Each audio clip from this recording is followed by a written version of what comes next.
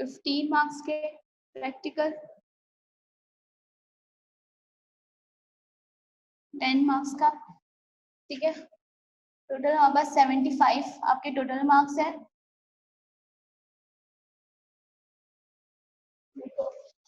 सबसे पहले देखो हमें एमसीक्यू सॉल्व करने हैं। एमसीक्यूज इसमें है 25 मार्क्स के एमसीक्यूज है। सेकंड आपके पास जो सेक्शन बी में हमें बस सीआरक्यूज है, these are short question answer. वो हमारे पास कितने हैं 25 क्वेश्चंस के हैं। ईआरक्यू से वो हमारे पास 15 क्वेश्चन 15 मार्क्स के। प्रैक्टिकल के मार्क्स हमारे पास 10 है और टोटल मार्क्स हमारे पास हो गए 75 मार्क्स, ठीक है। अब सबसे पहले इसकी डिस्ट्रीब्यूशन को आप देख लेना अपने पेपर में कैसे अटेम्प्ट करना है। सबसे पहले एमसीक्यू से अटेम्प्ट करना है, फिर सीआरक्यू से, ईआरक्यू से। ये शॉर्ट क्वेश्चन आंसर से, इसमें आपको इतना टाइम नहीं देना है। ईआरक्यू से ये लॉन्ग है, आप उसको सही से देख लीजिएगा। इसके 15 मार्क्स है।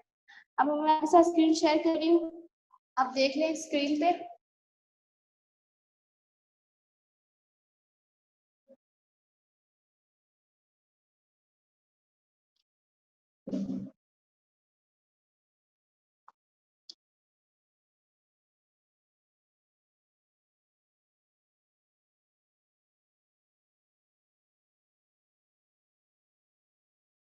देखिए सबसे पहले कैशे सेक्शन आपका फर्स्ट चैप्टर है। इस चैप्टर का इंट्रोडक्शन देखो।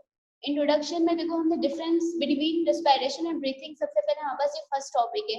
ये जो हमारे पास टॉपिक है ये अंडरस्टैंडिंग बेस है। ये पूरा आपने कॉन्सेप्ट्स क्लियर करने हैं। अगर आपके इसके कॉन्सेप्ट्स क्लियर हैं तो आप इसको आसानी से इसको आप अटेम्प्ट कर सकते हो। अब जो फर्स्ट इसी जो चैप्टर है उसके अंदर टॉपिक वाइज हमने अलग अलग पूरे पूरे टॉपिक्स पढ़ने हैं, ठीक है। अगर अभी सब चीजें एक साथ मेरे साथ लेके चलोगे तो आपके इंशाल्लाह अच्छा मार्क्स आ जाएंगे। सेकंड देखो, अब सेकंड टॉपिक है गैसेस एक्सचेंज इन प्लांट्स। देखो इस टॉपिक के अंदर हम इसका describe the process of the gases exchange in plants by comparing photosynthesis and respiration. ये भी हमारे पास अंडरस्टैंडिंग पे से इसको पूरा आपने समझना है। सेकंड हमारे पास है गैसेस एक्सचेंज इन मैन। अब ये सारे जो इसमें टॉपिक्स है ना, ये हमारे पास ये जो टॉपिक्स हैं ये हमारे पास नॉलेज बेस भी है। आपने इसको लर्न भी करना है। नॉलेज बेस का आपके ये मीन्स है आपको इसको लर्न करना है पूरा, और इसके कॉन्सेप्ट आपसे क्लियर होने चाहिए क्योंकि ये बहुत इंपॉर्टेंट है। इसके इतने सारे ये सारे टॉपिक आपके कॉन्सेप्ट बेस है, ये मैं आपको पढ़ा दूंगी। और नेक्स्ट टॉपिक है हमारे पास respiratory disorders and their causes. ये भी हमारे पास कॉन्सेप्ट बेस है, ठीक है। अब हम नेक्स्ट पेज पे आते हैं।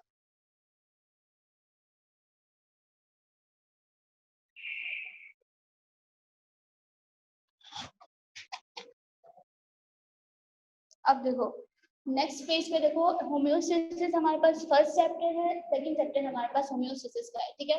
इसमें हमारे पास इंट्रोडक्शन देखो, इंट्रोडक्शन एक मिनट।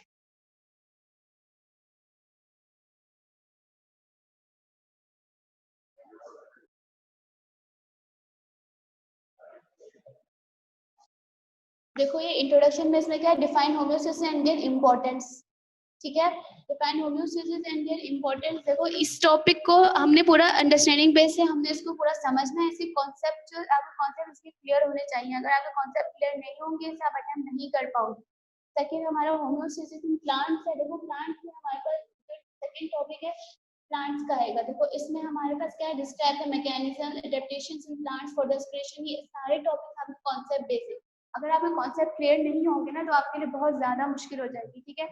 सारे कॉन्सेप्ट आपने क्लियर करने हैं ताकि जैसा भी क्वेश्चन आए आप उसको अटेम्प्ट कर सको, ठीक है। चाहे वो जैसे भी एग्जामिनर आपको क्वेश्चन दे, अगर आपके कॉन्सेप्ट क्लियर होंगे तो आप इजीली इसको अटेम्प्ट कर लोगे और इंशाल्लाह आपके अच्छे मार्क्स भी आ जाएंगे, ठीक है। अब देखो जो हमारे पास होम्योस्टेसिस इन मैन है ना, वो हमारे पास नॉलेज बेस भी है और अंडरस्टैंडिंग बेस भी है। आप उसको लर्न भी करना है अच्छी तरीके से। ऐसा लर्न करना है कि पेपर अगर आपके सामने है ना आप फौरन स्टार्ट हो जाए, ठीक है। और देखो सेकंड थर्ड जो हमारे पास टॉपिक है वो यूनिट सिस्टम ऑफ मैन है, जो हमारे पास कॉन्सेप्ट बेस भी है, नॉलेज बेस भी है। जो हमारे पास फोर्थ टॉपिक है disorders of the human respiratory system है, वो नॉलेज बेस भी है और कॉन्सेप्ट बेस भी है। आपकी ये सब चीजें आप कहीं से देख लो, आपके पेपर ऐसा बन के आएगा, ठीक है। पेपर में ये सारी चीजें आपने देखनी है कि कौन सी। अब इसमें जो चीजें ज्यादा कॉन्सेप्चुअल है ना उसको हम डिटेल में पढ़ेंगे ताकि आपको सारे क्वेश्चन इससे निकल जाए, ठीक है। अब हम नेक्स्ट टॉपिक पे आते हैं इसके। अब हमारे पास नेक्स्ट जो हमारे पास चैप्टर है वो कोऑर्डिनेशन एंड कंट्रोल है।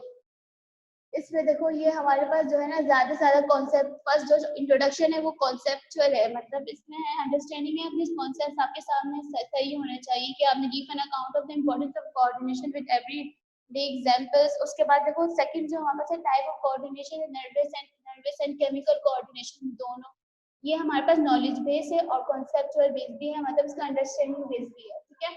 इसी तरह जो हमारे पास थर्ड है वो भी हम ज्यादा से ज्यादा आपकी चीजें कॉन्सेप्चुअल बेस है, ठीक है। सारी चीजें आपकी कॉन्सेप्चुअल बेस है और नॉलेज बेस है कि आपने देखना है, सारी चीजें आपके कॉन्सेप्ट क्लियर होने चाहिए, इंशाल्लाह आप सारा कर लोगे।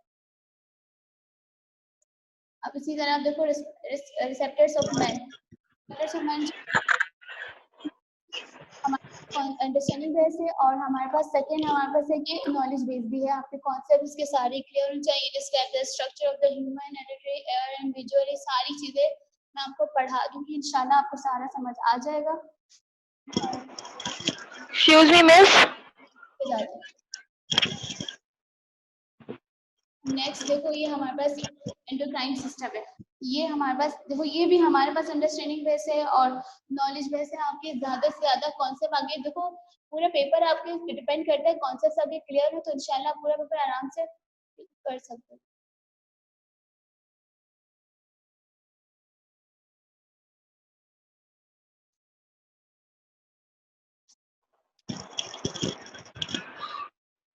Miss. हमारे पास जो 14 चैप्टर है वो रिप्रोडक्शन का है। रिप्रोडक्शन का पूरा चैप्टर जो हमारे पास कॉन्सेप्चुअल बेस है, देखो अंडरस्टैंडिंग बेस है, इसमें हमने नॉलेज बेस कुछ भी नहीं है। अगर आपके से कॉन्सेप्ट क्लियर होंगे सारे क्वेश्चन आप अटेम्प्ट कर सकते हो। अब इस जो reproduction in bacteria and plants है, ये सारे हमारे पास कॉन्सेप्चुअल बेस है, ठीक है।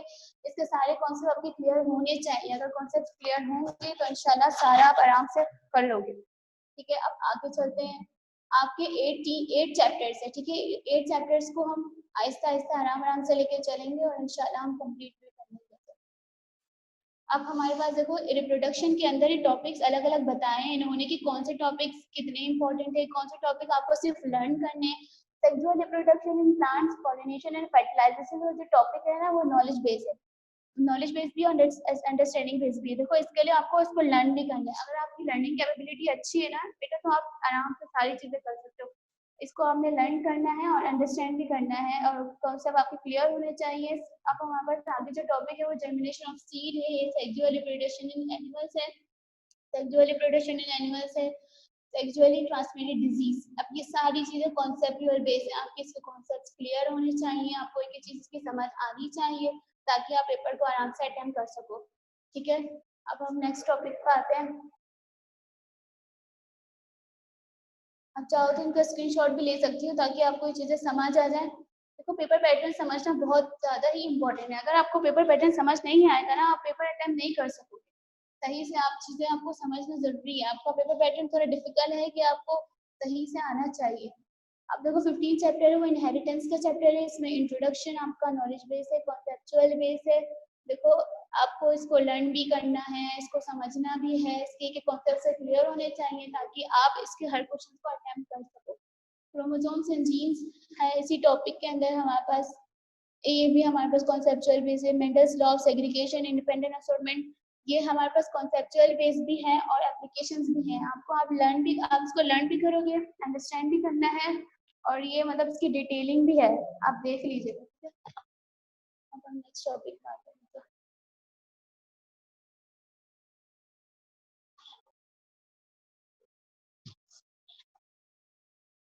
16 चैप्टर है मैन एंड हिज एनवायरनमेंट, ये भी हमारे पास सारा कॉन्सेप्चुअल बेस है। The ecosystem of the levels of the ecological organisation, ये सारी चीजें आपको कॉन्सेप्चुअल बेस है, एप्लीकेशन बेस भी है कि आपके कॉन्सेप्ट्स क्लियर होंगे तो आपको ये चीजें समझ आएंगी, अगर नहीं होंगे तो आप पेपर अटेम्प्ट नहीं कर सकते।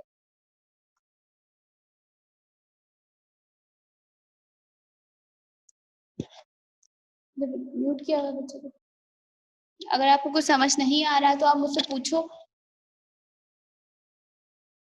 कोई क्वेश्चन है तो आप मुझसे पूछ सकती हो। अभी तक जो मैंने आपको समझाया है चीजें, अभी तो हम ऐसे चैप्टर्स के नेम बता रही हूँ कि आपने आपके ये चैप्टर्स है, आपने ये करने हैं। अब देखो हमारे पास इसी के अंदर हमारे पास ये सारे टॉपिक्स हैं, flow of materials and energy in ecosystem, ये सारे हमारे पास कॉन्सेप्चुअल क्वेश्चन है, आपने कॉन्सेप्ट क्लियर करने हैं, सारे आपके अटेम्प्ट हो जाएंगे।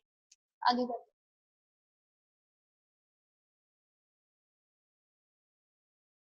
चाहो तो उसके स्क्रीनशॉट ले ले ताकि आपको पेपर पैटर्न समझ में आ जाए।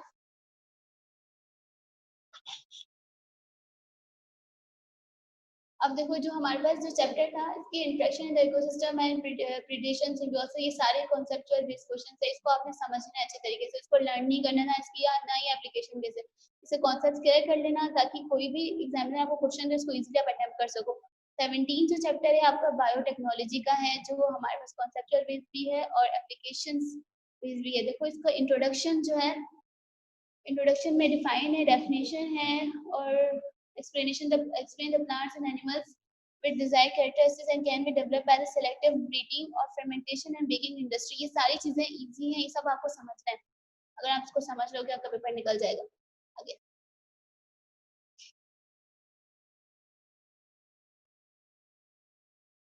इसके अंदर देखो जेनेटिक इंजीनियरिंग का टॉपिक पे ये सारी आप ये देखो, ये ज्यादा से ज्यादा ये अंडरस्टैंडिंग है, ये सारी चीजें आपको अंडरस्टैंड करनी है, आपके कॉन्सेप्ट क्लियर हो जाएंगे। How describe the how a gene is transplant, ये सारी चीजें आपको आनी चाहिए। अब उसके बाद जो हमारे पास लास्ट आपका चैप्टर है फार्माकोलॉजी का है, ये हमारे पास नॉलेज बेस ज्यादा है। देखो इसमें आपको लर्न करना है, अगर आपकी लर्निंग एबिलिटी अच्छी है तो ये चैप्टर आप आसानी से निकाल दोगे। देखो इसमें ज्यादा चीजें नॉलेज बेस होंगी, आप अच्छी तरीके से इसको लर्न करोगे। इसका सिर्फ एक ही टॉपिक है जो हमारे पास अंडरस्टैंडिंग बेस है, वो डिस्क्राइब द प्रिंसिपल्स है, usage of the antibiotics, vaccine and the सेटिव टाइप्स। आगे करते हैं बेटा, आपको अगर कोई समझ नहीं आ रहा है तो आप मुझसे पूछ लो।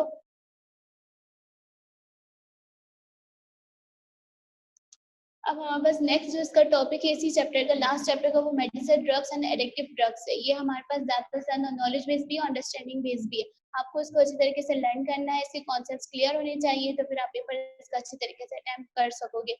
जो लास्ट टॉपिक है एंटीबायोटिक एंड वैक्सीन का, इसको भी आपने नॉलेज बेस है और हमारे पास अंडरस्टैंडिंग बेस है। ये चीजें आपको पता होनी चाहिए, क्या क्या चीजें आपको डिटेलिंग में पता होनी चाहिए, कि क्या सिर्फ आपको सिर्फ डेफिनेशन पता होनी चाहिए किन किन चीजों की। जो मैं आपको बता रही हूँ कि जो चीजें नॉलेज बेस है, इसका मतलब ये है उसका सिर्फ आपकी डेफिनेशन पता होना चाहिए, थोड़ा सा इंट्रोडक्शन पता होना चाहिए, बाकी जो अंडरस्टैंडिंग है ना उसको आपको डिटेल में पढ़ना है ताकि उसको हर क्वेश्चन आप अटेम्प्ट कर सको।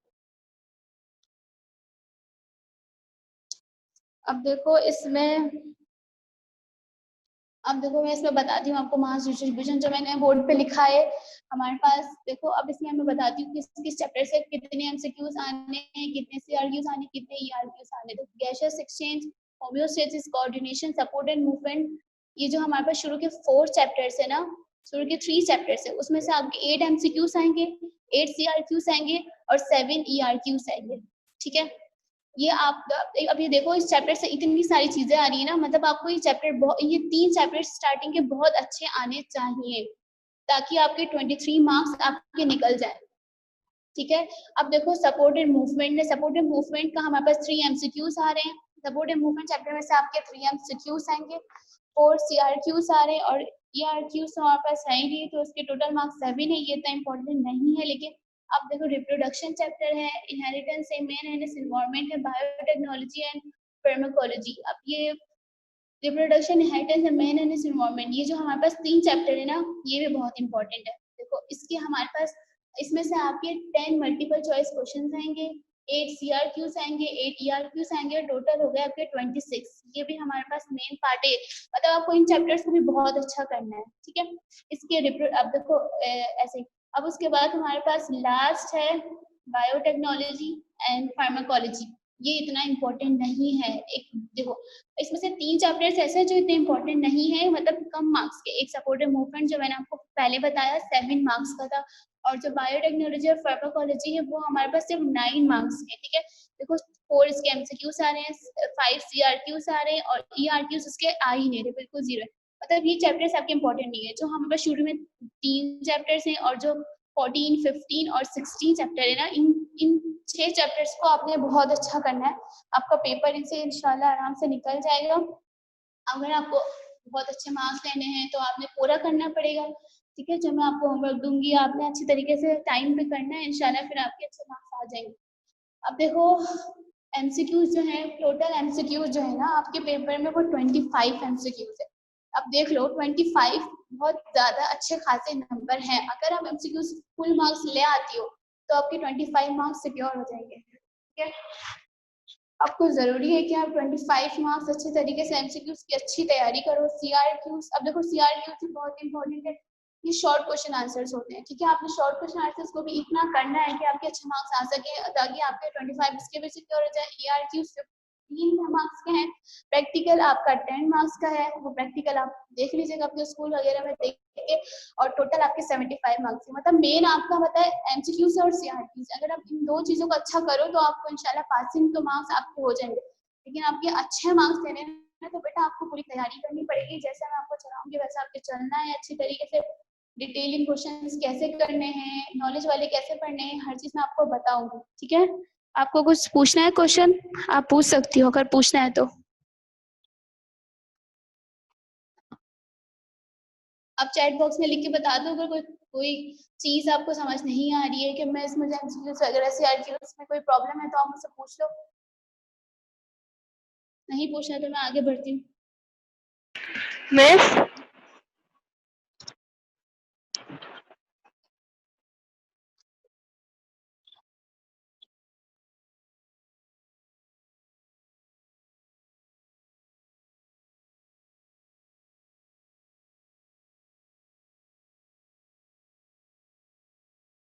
अब देखो इसमें देखो, अब इसमें देखो हमारे पास फर्स्ट जो चैप्टर है गैसियस एक्सचेंज में से एमसीक्यूज, इसमें से मैंने आपको बताया था gaseous exchange, homeostasis, coordination and control, ये जो 3 चैप्टर्स में से है, 3 चैप्टर है ना, इसमें से आपके 8 एमसीक्यूज आएंगे। अब वो एमसीक्यूज तीनों में से कहीं से भी आ सकते हैं। आपने ये नहीं सोचना कि आपने फर्स्ट चैप्टर कर लिया उसमें से 8 एमसीक्यूज आपके निकल जाएंगे, नहीं। आपने तीनों चैप्टर्स को इतना अच्छी तरीके से लर्न करना है, इनके कॉन्सेप्ट्स को क्लियर करने के आपके 8 एमसीक्यूज इन तीनों में से करने। ठीक है, इन तीनों में से वो कहीं से भी 4 यहाँ से भी दे सकता है, यहाँ से भी 3 दे सकता है, यहाँ कहीं से भी वो कुछ भी कर सकता है। तो आपने ये तीनों चैप्टर अच्छी तरीके से करने हैं। मैंने आपको बताया था ये चैप्टर के मार्क्स देखो, इन तीनों चैप्टर के मार्क्स 23 है, मतलब ये तीनों चैप्टर आपके बहुत इंपॉर्टेंट है। आपको इसका हर चीज आपको इसकी पता होनी चाहिए। अब इसके सीआरक्यूज, इसके इन 3 चैप्टर में से आपके 2 सीआरक्यूज आएंगे। ठीक है, जो कि हमारे पास 4 मार्क्स के। ठीक है, 2 सीआरक्यूज में से दोनों में से आपने कोई एक क्वेश्चन अटेम्प्ट करना है। ईआरक्यू आपका एक ही आएगा जो 7 मार्क्स का है। ठीक है, ईआरक्यू आपका लॉन्ग है मैंने बताया था, और एक ही लॉन्ग आएगा। इन 3 चैप्टर्स में से ना आपका सिर्फ एक लॉन्ग आएगा। ठीक है, अब इसी तरह देखो सपोर्ट एंड मूवमेंट इतना ज्यादा इंपॉर्टेंट चैप्टर नहीं है, इसके सिर्फ 7 मार्क्स है, लेकिन आपने सारा करना है अच्छे मार्क्स के लिए। ठीक है, तो सपोर्टिव मूवमेंट में देखो 3 एमसीक्यूज इसमें से आएंगे, एक सीआरक्यू आएगा। ठीक है, ये इसमें से आप ये एक ही सीआरक्यू है, आप ये सीआरक्यू हमने अटेम्प्ट करना है, इसमें चॉइस नहीं। तो हमारे पास नेक्स्ट है रिप्रोडक्शन है, इनहेरिटेंस है, और मेन एंड इज इन्वायरमेंट है। इसमें से देखो इन 3 चैप्टर्स में से आपके 10 एमसीक्यूज आएंगे, हर एमसीक्यूज का मार्क्स 1 है। ठीक है, इसमें भी 2 सीआरक्यूज आएंगे। सीआरक्यूज में से आपने देखो 2 है, इसमें से एक अटेम्प्ट करूंगी। ठीक है, हमने पढ़ा कि हमने दोनों में से एक अटेम्प्ट करना है। ईआरक्यू हमारे पास एक ही है और आप एक ही अटेम्प्ट करोगी, और इसके टोटल मार्क्स 26 है। मतलब reproduction, inheritance, main and is environment, ये 3 चैप्टर आपके बहुत इंपॉर्टेंट है। ठीक है, आपने इसको अच्छी तरीके से डिटेलिंग में पढ़ना है ताकि आपके अच्छे मार्क्स आ सके। उसके बाद हमारे पास बायोटेक्नोलॉजी और फार्माकोलॉजी है, इसके एमसीक्यूज आपके 4 हैं, इसमें से 4 एमसीक्यूज आएंगे। ठीक है, सीआरक्यू इसमें से एक ही आएगा जो आपको एक ही अटेम्प्ट करोगी, इसमें से इसको 5 मार्क्स का, और ये टोटल मार्क्स इसके 9 है। ये भी चैप्टर इतना इंपॉर्टेंट नहीं है। जो स्टार्टिंग के मैंने 6 चैप्टर्स बताए ना, 10, 11, 12, 14, 15, 16, ये 6 चैप्टर्स आपके बहुत इंपॉर्टेंट है, क्योंकि 23 और 26 मार्क्स के 7 9 मार्क्स के जो चैप्टर्स हैं वो ज्यादा इंपॉर्टेंट नहीं है, ये हम लास्ट में करेंगे। जो इंपॉर्टेंट है वो हम पहले करेंगे। ठीक है, इसी अब देखो प्रैक्टिकल के 10 मार्क्स हैं, और ये सारे में आपके 75 मार्क्स है, और ये आपका पेपर पैटर्न कंप्लीट हो गया। बच्चे से पूछना। आपको इसमें से कुछ जो समझ नहीं आया ना बेटा, आप मुझे बताओ क्या समझ नहीं आया, मैं आपको वापस बताऊंगी। क्योंकि देखो पेपर पैटर्न जब तक आपको समझ नहीं आएगा ना, फिर आपको पेपर अटेम्प्ट ही नहीं कर सकोगे। आप मुझे बताओ क्या चीज आपको समझ नहीं आई, क्या चीज अगर आपको डिफिकल्टी है कि मिस मुझे ये चीज समझ नहीं आई, तो आप मुझे बताओ, मैं आपको समझाऊंगी वापस। मिस समझ आ गया है।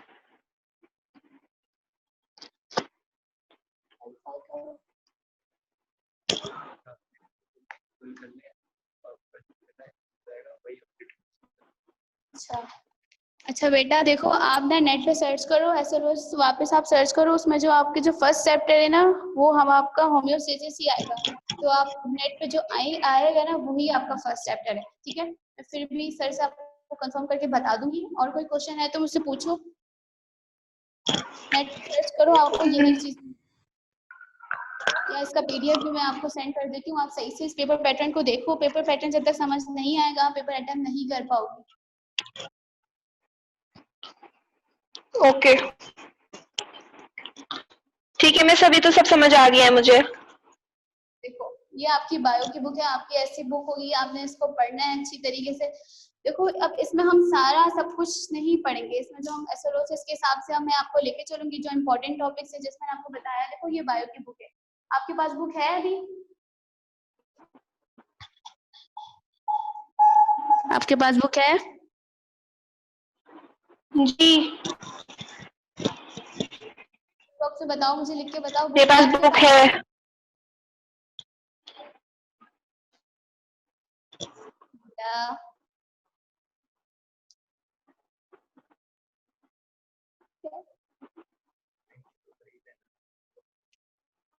अच्छा अगर आपके पास बुक नहीं है तो आप देख लो, आपने ये बुक खरीदनी है। ठीक है जी, बुक है, ठीक है, बहुत अच्छी बात है, आपके पास बुक है तो और अच्छी बात है। अब देखो पेपर पैटर्न समझ आ गया ना, आपको कोई प्रॉब्लम है मुझसे चैट बॉक्स में बताओ, यस या नो में। अगर आपको कोई प्रॉब्लम है तो मुझसे पूछो, क्योंकि पेपर पैटर्न नहीं जब तक समझ पाओगी ना, तो पेपर पैटर्न बहुत ही अजीब है आपका। बताओ मुझे, समझ आ गया? चैट बॉक्स में लिख के बताओ बेटा। ओके तो अब हम स्टार्ट करते हैं आपका जो चैप्टर। देखो चैप्टर 1 तो आपको होम्योस्टेसिस है, लेकिन मैं आपको पहले स्टार्ट करती हूँ, हम बायो की डेफिनेशन से स्टार्ट करते हैं। बायोलॉजी की डेफिनेशन और उसके दो मेन ब्रांचेस मैं आपको स्टार्ट में पढ़ाऊंगी, फिर नेक्स्ट क्लास में मैं आपको अच्छी तरीके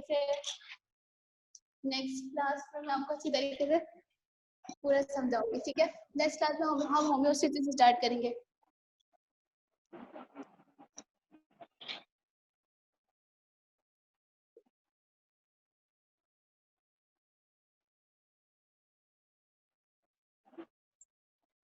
देखो बायोलॉजी जो है ना, हमारे पास दो वर्ड से मिलके बना है। Bio means life and logos means study, the study of life.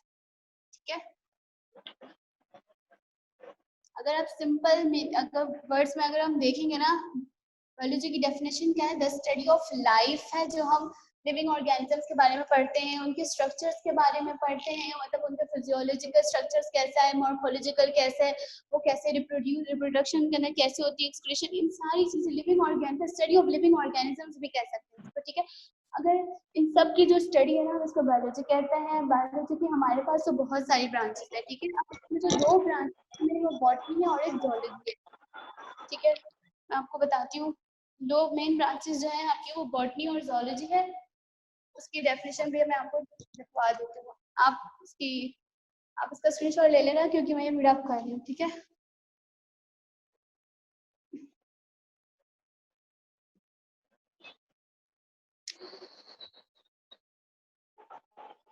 देखो हमने पहले बायो पढ़ा कि स्टडी ऑफ लाइफ, जिसमें हमारे पास लिविंग ऑर्गेनिजम्स हैं, लिविंग हैं, नॉन लिविंग हैं, उनकी एक्सक्रीशन, रिप्रोडक्शन, मॉर्फोलॉजिकल स्ट्रक्चर, हर चीज हमने इसमें पढ़नी है। ये हमारे पास बायोलॉजी है। आपको तो उसकी डेफिनेशन तो पहले ही पता होना चाहिए, क्योंकि आप अभी 9 में हो, सॉरी मैट्रिक 10 में हो, अभी 9 में अगर पढ़ चुके हो। देखो इसकी दो मेन ब्रांचेस है, to main branches.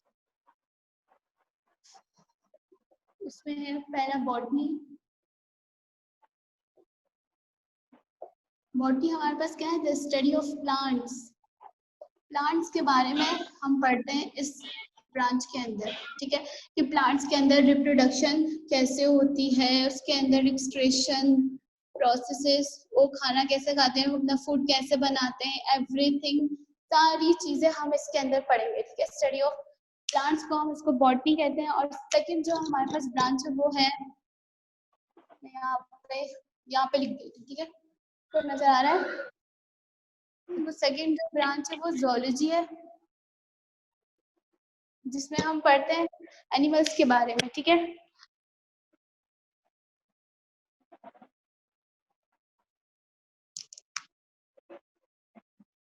The study of animals, animals के अंदर हमारे पास कि इनका स्ट्रक्चर कैसा है, प्रोडक्शन कैसे होती है, एक्सक्रीशन और एवरी सारी चीजें जो भी एनिमल्स के बारे में जो भी बात होगी ना, हमने इस ब्रांच में पढ़ी। और प्लांट्स के बारे में जो भी हमारे पास है वो हमने इस ब्रांच के अंदर पढ़नी है, ठीक है। अब हमने आज ये डिस्कस कर लिया बॉटनी जूलॉजी की, हमारे पास बायो की दो ब्रांचेस है, मेन बॉटनी है, जूलॉजी है। देखो नेक्स्ट क्लास में मैं आपको ना होम्योस्टेसिस से स्टार्ट करवाऊंगी, जो हमारा मेन चैप्टर है। आज मैं आपको ऐसे ही मतलब थोड़ा सा इंट्रो दे दी थी ना कि हमने बायो पढ़ना है ना, तो इसकी आपको मेन चीजों के बारे में पता होना चाहिए। अगर कोई आपसे बायो की डेफिनेशन पूछे तो आपको पता होनी चाहिए, ठीक है। इसमें कोई प्रॉब्लम है मुझे बताओ, अगर कुछ समझ नहीं आ रहा तो चैट बॉक्स में।